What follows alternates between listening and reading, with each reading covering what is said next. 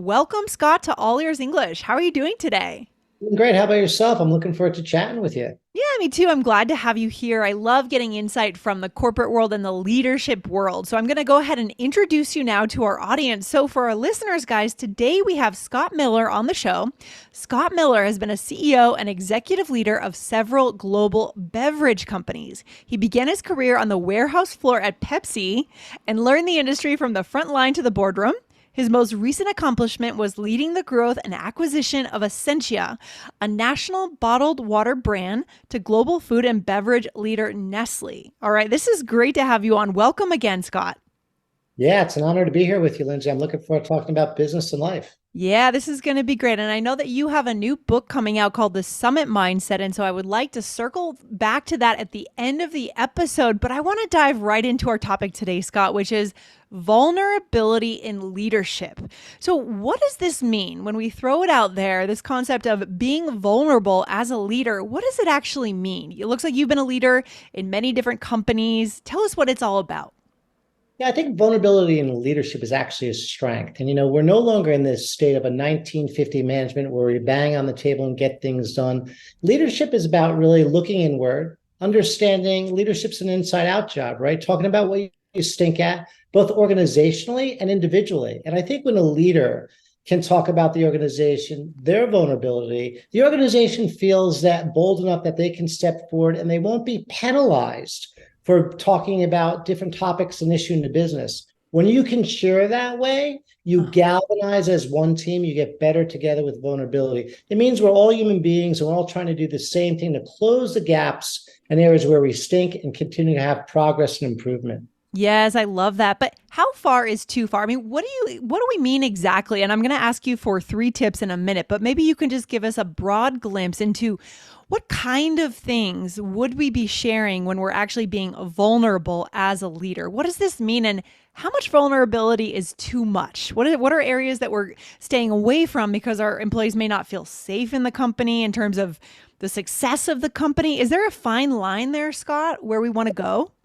Lindsay, that's a great question. Let's talk about 3 things. Let's talk about sustainable top line profit. Let's talk about culture, and let's talk about community. If you finish the week and ask yourself those 3 questions, how are you doing on profitability? And is it sustainable? What is your culture? Is it a plaque on the wall, or are you living, breathing your culture? And what are you doing to serve your community? Let's start right there and talk about what we stink at. If we can say, how are we doing as a culture? Do we know our culture? Do we believe in our culture? Is it real? Is it evolving? Is it growing? Or do we need to work on that? Culture is an inside out job, right? We have to be able Right. to talk about what's working and what's not working. And when you give the organization the choice to talk about what's not working in the culture and you become a listener as a leader and share vulnerability, that's how you get better together. I call that smart action. The Mm. ability to talk about things with vulnerability and then to have smart action to make progress. What are you doing with your community? Are you really charitable in your community? Are you giving back to your community? Are you just speaking about it? Are you pausing in your organization to say, what are we doing within our community? And I Yes. think these 3 topics are really, really important. And if you can end the week and say, hey, how are we doing in our top line sustainable profit, in our culture, in our community?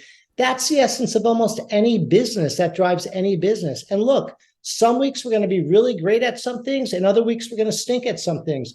That's just business and life. And if we toggle there, that's the Hmm. essence of vulnerability. And if we Yes. talk about making adjustments, we actually become better competitors. I love that idea. So it sounds like a lot of being vulnerable means asking questions to your employees, to the people below you in a company, and then taking the time and space to listen and maybe actually making changes based on what you hear, taking action. Is that right?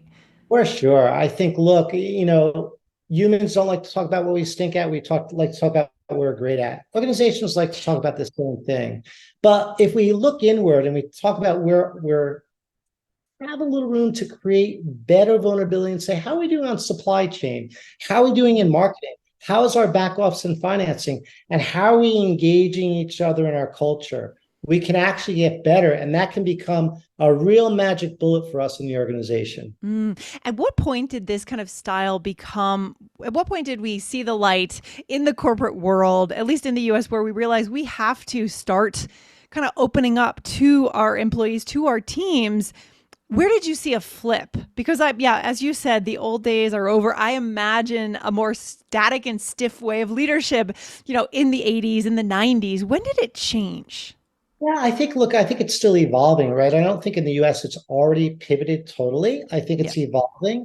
I believe that it all starts with leadership, being a listener. I think all leaders should be learners. In order to do that, we have to listen to the organization. I always say this: your neighbor knows something you don't know, your friend knows something you don't know. Every leader, your organization knows things you don't know. If you listen and you're grabbing a nugget, we can get better together. And if we can focus the organization, to your point, on what are those three things in the organization that make a difference, and we could talk about them, we'll improve. As you know, Lindsay, communication is the easiest thing, Yeah. but often the hardest thing, right? So it's Yes. kind of like, why is common sense not that common, right? So Good question. if we just communicate about looking inward, making adjustments, and being a little vulnerable, we actually become better competitors. Have you seen that certain industries broadly tend to do this better? You were in the beverage industry, right, throughout most of your career. Is that correct, Scott? So, a large corporate, large multinational industries. Have you seen that tech, for example, or consulting these industries tend to do this better or worse? Are there standouts and lag behind companies or industries that you've seen? Yeah, look, I think every industry probably has good and bad in it, where leaders are leading from the front and being higher in communication. Nestle is a wonderful company, the largest food and beverage company in the world. I think they were great communicators. I think at Essential, we learned a lot from them integrating into their system, but they also learned a lot from us, this tiny but mighty company that was Smart Action, that talked about they were doing, that had a really robust discussion in a town hall about how we can get better together. So I think it really starts and ends with leadership when we invite everyone to have a valuable voice. I When love that. people believe they can have a valuable voice and not be penalized for it, you become so much more enriched as a business because everyone's contributing. And isn't really that what we want from our people, that they're contributing and feeling that Yes. their voice is valuable? 100%. I love it. So let's get into some specifics here. Let's get into what exactly, however you want to break this down for our listeners here, Scott, into three core tips. We talked about the profit topic, the culture, and the community as the buckets in which you may want to show more vulnerability and open it up. But what does that mean? Let's start with the profit piece. If you want to break it down that way, how would we open it up and be vulnerable as a leader and elicit kind of feedback from our staff, from our team? I love that. I think the first thing is to show the organization where you're going. What is your North Star on profit? What does it look like? What kind of margin structure should your gold standard look like within your business? And then break down to the organization where you are currently and what we need to do to get to that gold standard profit. When the organization understands openly where you're going together and what you're in pursuit of, everybody understands that, they're aligned with that. Organizations break down when they silo themselves and they don't talk about these things. I think great leadership is about shared learning. It's about the ability for all of us to learn together and shared learnings. When we all know where we're going, we understand what we're in pursuit of, right? Okay. Practice like you play, practice like you play. Ultimately, we're chasing greatness. In order to do that, I want everyone to understand that, because I want everyone to contribute to that journey. Okay, so the idea here is opening up the books completely, entirely, including bottom No, line and top line in a company, or what are the benchmarks? What do you share and what do you not share? yeah, for our listeners, global listeners here as well, I think you open up the books as far as you can on things. There's important points for people to understand what sustainable top line profit looks like, how we get there, where we are currently on that journey as an organization, and how we're going to evolve to a gold standard organization. I think an organization needs to know that. In any organization, you want to share as much learning as you can so we all grow together and we all know what we're in pursuit of. You know, an organization is fragmented when there's no North Star. But the Yes. more you can share learnings, the better off the organization is, the better competitor you are. And ultimately in business, you want to be a great competitor. Yeah, I love that. So I love the concept of the North Star. I think our listeners will really be able to identify with that. Do you put the North Star as a top line revenue number, or is it more like an impact? How do you frame that as a CEO, as a leader? What is that, like, in one sentence?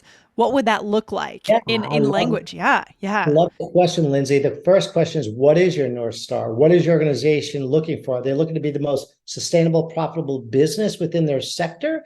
Are they looking to be number one in their sector? Are they looking to give back to their community and make a difference? It's identifying, do you have a North Star as an organization, right? I think any organization, whether you're Coca-Cola, Procter and Gamble, a little startup of 5 people, or an organization of 300,000 people. Any organization can only do a few things really, really well. Right. When you simplify execution, and there's a simplicity in execution, the organization moves swifter, quicker in that smart action mode. So I've been in organizations of 5 people. Today I'm with Yesley Water, which I'm a co-founder on. We have 20 people. I've run businesses with 50,000 people, been part of those large organizations, right? But it's still about simplicity and execution. When we do that really well, we execute better. When we get really lost in complexity, we become the elephant that can't swat the fly. Oh my gosh, I can completely identify with that. I'm sure our listeners can too. The key is simplifying it, and once you do it, you just move. You've got a momentum to you, right? Yes. You and your team, and you are just moving forward. I love it. So there is something to vulnerability around communicating top line profits or a North Star where you're trying to go, especially in your industry. The next thing you mentioned, Scott, was culture, right? So what would that mean in terms of becoming vulnerable as a leader? Putting out a statement and eliciting, what are we saying to our team, to our company as that leader? Lindsay, what a great question, right? What is your culture, first of all? What does your culture represent? What do you stand for? Is your culture a plaque on the wall, or is the organization living it? So if you're living your culture, it's evolving, it's breathing, it's a tool, it's an asset, which you're always recalibrating. It's never perfect. And I think what business often gets concerned about, oh, our culture should be perfect. No, it should just be progressive. It should always be a learning culture. It should always be reviewing. I like to say, review the tape. Look at what you've done. Where did the ball go out of bounds? How do you put it back in bounds? Talk about it with each other and let each other contribute to the culture. Now the culture is alive and it's something that's cultivated and talked about. You know, when it's a plaque on the wall, everybody calls BS on it. Oh my Nobody gosh, yes. We can't do that anymore, right? That doesn't work anymore. right? And you just said, oh my gosh, because you've lived that, right? Yes. We've all lived that. And the essence of a culture is that people can describe it internally. That's very, very important. Yeah. One side question about that, Scott, here, and then I want to move on to community and wrap it up today. But where do you fall on as the leader of a company, maybe a CEO, admitting that you've made a mistake? Because you mentioned progressive improvement, always getting better. It's a living and breathing thing. Where do you fall on that? And how would you admit to your company, to your team, you've made a mistake? Love that. I'll share that with you. I had a town hall meeting at Essentia and I missed to announce someone's promotion. Okay. And on that town hall, I apologized and I said, I missed putting out a notice on your promotion. That promotion is important to you. And I want the organization to know the great job you've done. So as a leader, we make mistakes because we're human beings. And when you admit them, the organization goes, wow, that's great. We can all talk about where we made a mistake and we can recalibrate. Again, it's not about perfection. It's about progress. And what you need to show in your leadership is you also are human. You're also talking about when things go out of bounds, how you're putting the ball back in bounds. The organization feels like we have this forward momentum together. Yeah. That's mission critical. Oh, it's so true. No one is perfect, right? Yeah. And that's the key. And we all make mistakes every single day. And certain ones, as long as it's done in the right way, it sounds like it does make sense to share, especially when it has impacted a team in that way. Good stuff, Scott. What would be the third piece around community? Give me a concrete example. Yeah. Community is really important, Lindsay. I think, we're all working so fast. Often organizations are drinking out of a fire hose. And I think we have to pause and say, what is your cause? How are you giving back? How are you making a difference? And set up small groups to talk about that, how the organization wants to contribute. Whether you're a company of 5 people or 500 or 10,000 people, how are you contributing? And I think you have to have intersections to do that work because we're all heads down on the day-to-day work. But when we stop and think about, okay, what are we doing? Are we giving back to the United Way? Are we doing something with a local community? Are we taking the time? Are we being intentional, right? Yes. Talk about 3 things today. And if you're intentional around all those 3 things, you can galvanize a team and create a great culture, sustainable profitability, and give back to your community and be a good steward of your business. Yes, I love it because people aren't just at your organization to make a paycheck, right? Of course, that's required and that's necessary, but there's so much more that we need as human beings, right, Scott? To feel fulfilled in our lives. We spend so much time at work. And so we need these three pieces. So good, Scott. Wow, I wish we could talk longer. We've got to finish up today's episode, but let me know where our listeners, tell us about your new book that just came out or is coming out very soon, and where Sure. our listeners might be able to find it and learn more about you. Absolutely. The book is called The Summit Mindset. It's being released on September 12th. It can be purchased on Amazon. You can also find it on summitmindsetthebook.com. We're super excited about that. It's a book that talks about organizations and individuals, right? We wanted to create a hybrid book where a CEO could read the book and an individual could read a book, that there is something there for everyone to capture. And it's a prescriptive book. At the end of each chapter, it gives you different learnings. I've written the book with James C. Moore, who's a New York Times bestselling author. So we're really proud of the work, and we believe that organizations can grow from it, and so can individuals. Oh, I love it. And remind our listeners one more time where they can go online to find that book. Absolutely. Amazon or also the summitmindsetthebook.com. All right. Thank you so much for coming on, Scott. This is great. This is giving me a chance to look at my own leadership style and see what I can pull out of this today and inspire so not just our listeners, our team, and the entire universe of who is interacting with our companies, right? I love it. It's been an honor. Wonderful. Thanks, Scott, for your time. I appreciate it. Have a good day. You too. Thanks so much. Thank you. Bye.